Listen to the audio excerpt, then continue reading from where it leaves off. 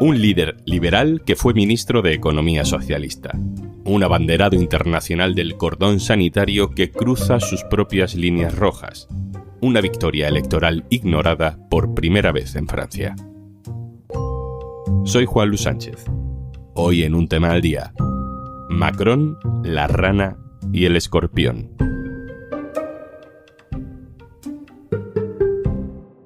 Una cosa antes de empezar. Por solo 3,25 € al mes puedes disfrutar de todos los contenidos de eldiario.es y Podimo. Solo 3,25 € al mes. Tienes todos los detalles en eldiario.es/promo Podimo. Érase una vez un presidente de la República Francesa a punto de ahogarse en un río electoral. Los resultados de las elecciones europeas habían dejado a Emmanuel Macron, a su partido, al borde del desastre. Una imparable corriente de ultraderecha arrasa con todo. Los de Le Pen son primera fuerza. Macron pide ayuda para cruzar el río. Convoca elecciones legislativas anticipadas para junio. Le décret de convocation des élections législatives qui se tiendront le 30 juin pour le premier tour. Justo en ese momento aparece una nueva criatura junto al río, un anfibio político que unía a movimientos sociales y a partidos de izquierda tradicional, desde la Francia insumisa al Partido Socialista, desde los comunistas a los ecologistas. Lo llamaron Nuevo Frente Popular. En la primera vuelta de las elecciones, efectivamente, gana la ultraderecha. La izquierda se coloca segunda. El partido de Macron cae al tercer puesto, a punto de ahogarse. Pero 5 días antes de la segunda vuelta, el Nuevo Frente Popular hace un ofrecimiento. Retirarían sus candidatos de aquellos sitios donde no tuvieran muchas opciones y pedirían el voto para el partido de Macron, si ellos se comprometían a hacer lo mismo. Así podrían cruzar juntos el río revuelto. Digamos que el Frente Popular puso mucho más esfuerzo que el partido de Macron en ese intercambio. Como en la fábula de la rana y el escorpión, Macron se subió sobre el empuje de la confluencia de la izquierda, y la izquierda ganó, y Macron salvó su presidencia. La ultraderecha no gobernaría en Francia.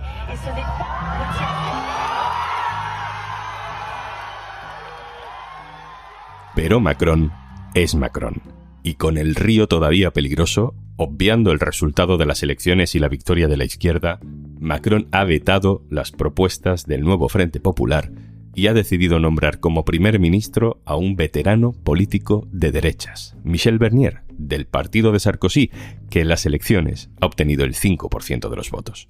¿Lo puede hacer? ¿Puede designar el presidente de la República a un gobierno encabezado por alguien del cuarto partido en votos? Puede. ¿Se ha hecho alguna vez en Francia? No. ¿Con qué argumento lo hace?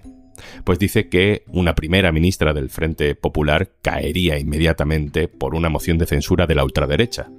Pero lo cierto es que para que esa moción prospere, los votos de su partido serían imprescindibles. Lo cierto es que sin los escaños que sacó el partido de Macron gracias en parte al llamamiento de la izquierda, la ultraderecha perdería la moción. Como en la fábula de la rana y el escorpión, el presidente ha sacado el aguijón. Hoy vamos a intentar entender cuál es la naturaleza de Emmanuel Macron, por qué ha decidido dejar tirada a la izquierda y apoyarse en la ultraderecha para gobernar, lo que es, de facto, el principio del fin del cordón sanitario. Pero entendamos primero cómo de envenenada está la izquierda. Le he pedido que nos lo resuma a una persona con años de militancia en la izquierda francesa, también en la española, que es Lilith Bestringe. Hola, Juanlu. Pues ahora mismo la sensación en la izquierda francesa es un poco de impotencia, como si les hubiesen robado la cartera, ¿no? Como cierto sentimiento de traición.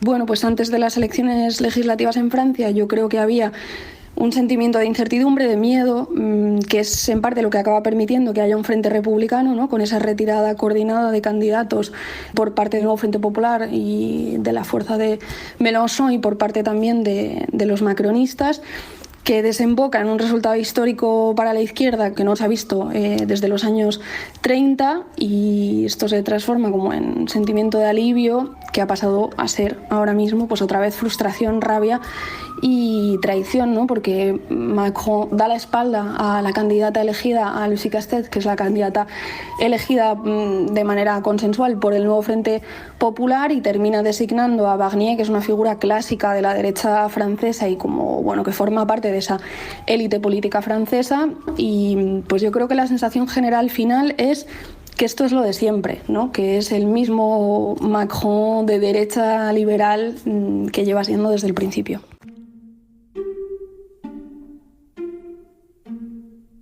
El mismo Macron de siempre, dice Lilith Bestringe.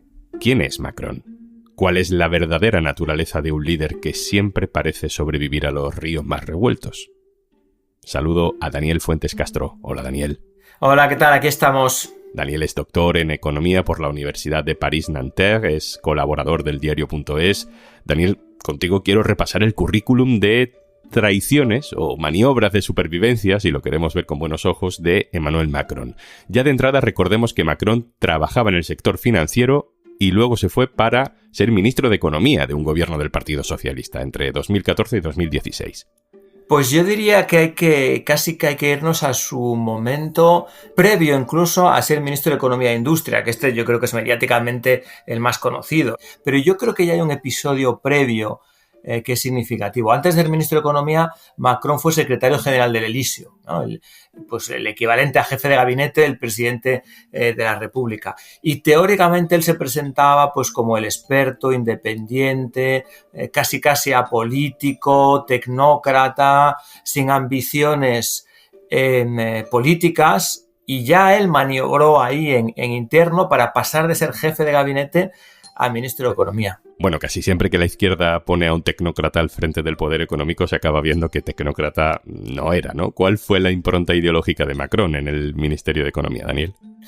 Hay un giro en la orientación de la política general del gobierno francés, siendo entonces presidente de la República François Hollande, que llega, esto es importante, llega después del mandato de Sarkozy con con una votación y una campaña y una demanda social, de un giro de políticas más sociales, más de izquierda, y Macron, siendo el último de los ministros de Economía que tuvo aquella presidencia de Hollande, ya empieza a cambiar un poco la agenda política. Ya se trata de políticas más liberales, más ortodoxas, abandonando lo que era un poco la idea de génesis de aquel mandato de Hollande. Y al final, el balance que hoy en día yo creo que hacen buena parte de los electores progresistas, desde luego los socialistas, pero no solo los socialistas franceses, es que los 5 años de presidencia de Hollande fueron decepcionantes. Y la prueba de esto es que desde entonces el votante del Partido Socialista ha rehuido completamente las siglas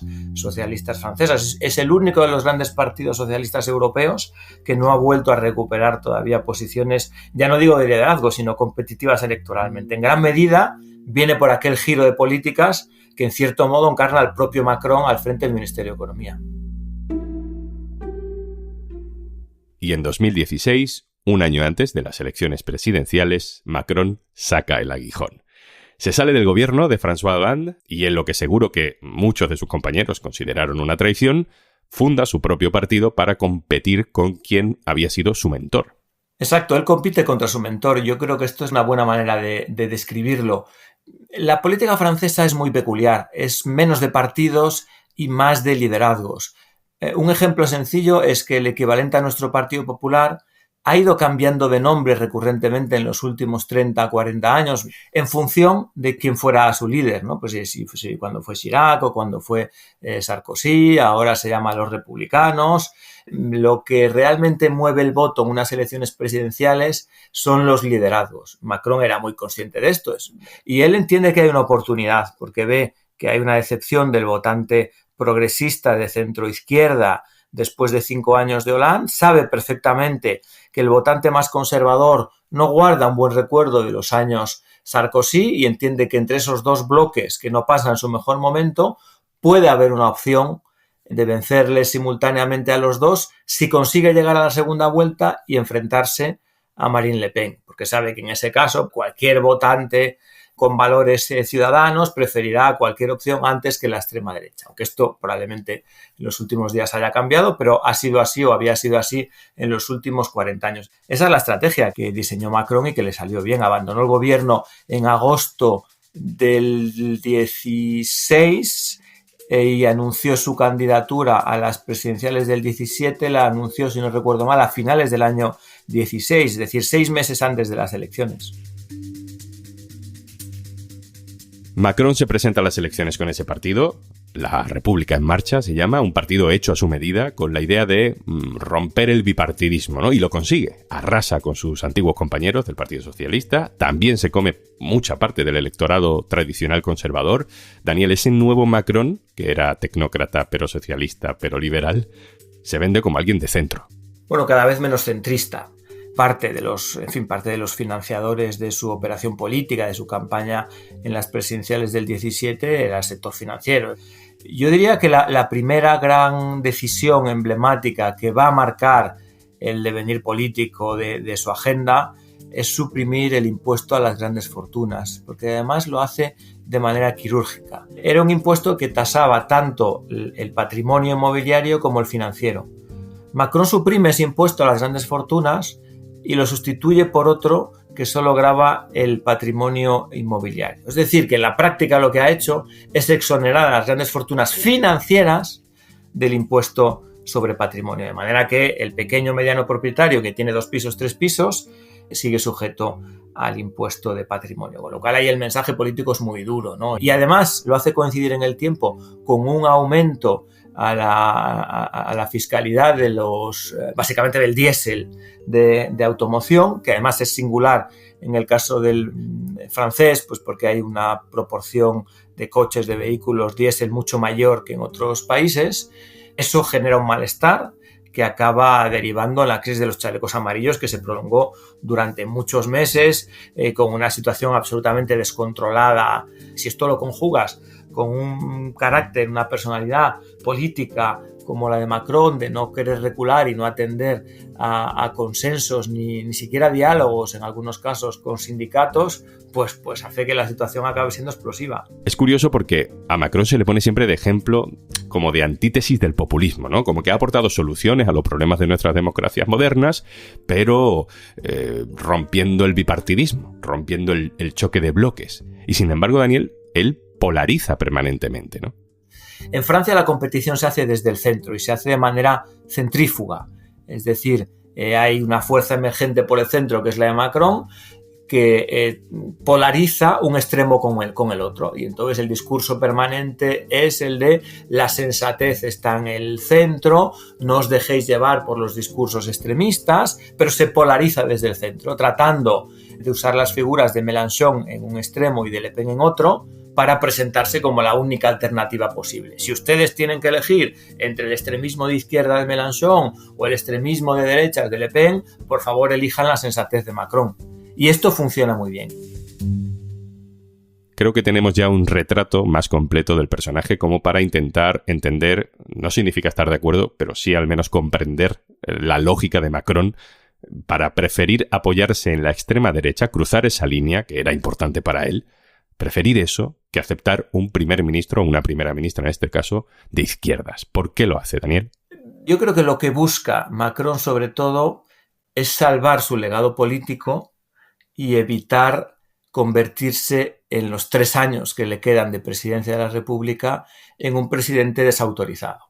Si hay un gobierno, o hubiese habido un gobierno liderado, ya no digo monocolor, pero al menos liderado por el nuevo Frente Popular, la agenda política de ese gobierno habría consistido básicamente en enmendar la herencia de los 7 años anteriores de Macron. Es decir, seguro, 100%, habríamos visto algún tipo de modulación de la reforma de las pensiones y habríamos visto una recuperación del impuesto a las grandes fortunas financieras. Esto es seguro, además de una agenda más social.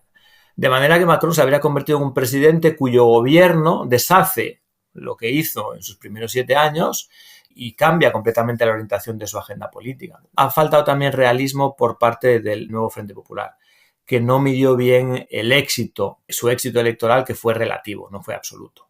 Las peculiaridades del sistema electoral francés hacen que con 3 millones de votos menos, la coalición de izquierdas tenga 30 diputados más que la extrema derecha.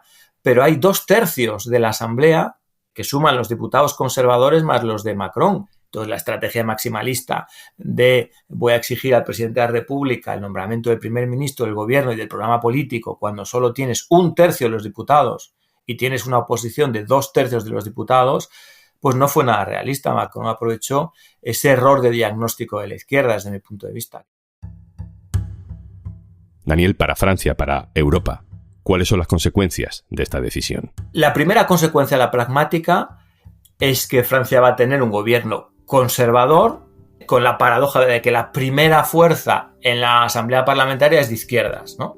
Y en el largo plazo lo que ocurre es que el Frente Republicano, esa unión de voto ciudadano para frenar a la extrema derecha, se ha roto, porque a partir de ahora la petición de voto a cualquier fuerza con la finalidad de frenar a la extrema derecha deja de ser creíble. Esto es lo que materializa la decisión de elegir a Barnier como primer ministro con la promesa de no presentar una moción de censura por parte del Frente Nacional. Y yo creo que esto es la peor de las herencias que deja este episodio del macronismo.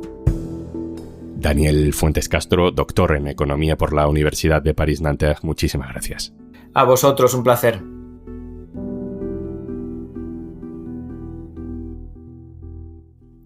Y antes de marcharnos, tenemos una rutina que a veces no podemos ni escuchar un podcast entero. Pero no te preocupes si te quedas a medias o quieres continuarlo en otro momento. Incluso si tienes que poner el modo avión. Porque en Podimo puedes descargar tus episodios favoritos y escucharlos sin datos móviles e incluso sin conexión a internet. Disfruta de todos los contenidos del Diario.es y Podimo por solo 3,25 € al mes. Tienes todos los detalles en eldiario.es/promo Podimo. Esto es Un Tema al Día, el podcast del Diario.es. Si te gusta lo que hacemos, necesitamos tu apoyo. Hazte socio, hazte socia del Diario.es en eldiario.es/socio. El podcast lo producen Carmen Ibáñez, Marcos García Santonja e Izaskun Pérez. El montaje es de Pedro Nogales. Yo soy Juan Luis Sánchez. Mañana, otro tema.